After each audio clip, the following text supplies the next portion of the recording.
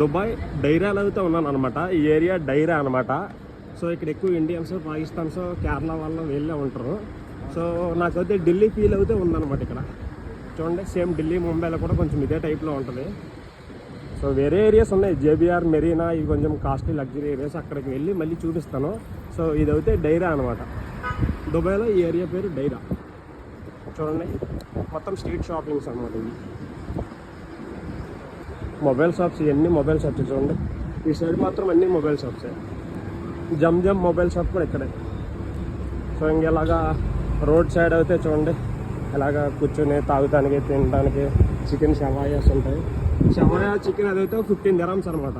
15 dirhams అంటే almost మనకి ఒక 350 రూపీస్. హాఫ్ షవాయా అంటే చికెన్లో సగం ఇస్తారు.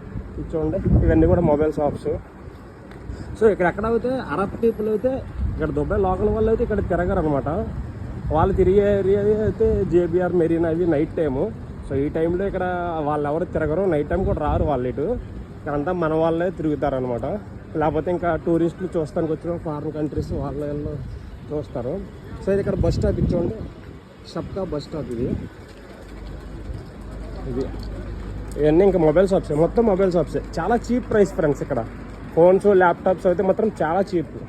అంటే మన ఇండియాకి ఎక్కడికి మినిమం 20,000-30,000 డిఫరెన్స్ ఉంటుంది.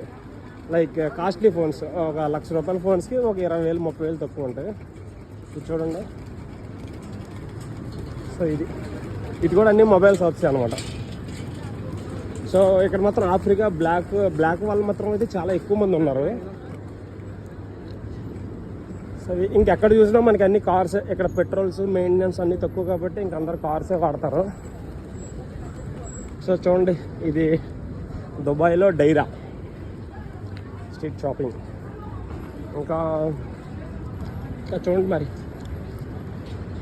పాకిస్తాన్ వాళ్ళు కూడా ఇక్కడ ఎక్కువ.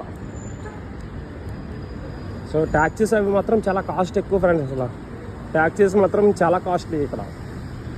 ఇప్పుడైతే టైం మార్నింగ్ 10:30 అయింది.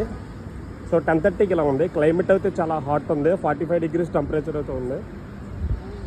సో వాళ్ళు చెప్తామైతే ఇప్పుడు ఇది కొంచెం చలికాలం స్టార్ట్ అయింది, ఇప్పుడే స్టార్ట్ అయింది. మనకి ఇండియాలో చలికాలం ఎలా స్టార్ట్ అయిందో వీళ్ళకి కూడా ఇప్పుడు ఇక్కడ చలికాలం స్టార్ట్ అయిందంట. సో నార్మల్గా అయితే ఇంకా ఎక్కువ ఉంటుంది. సో ఇది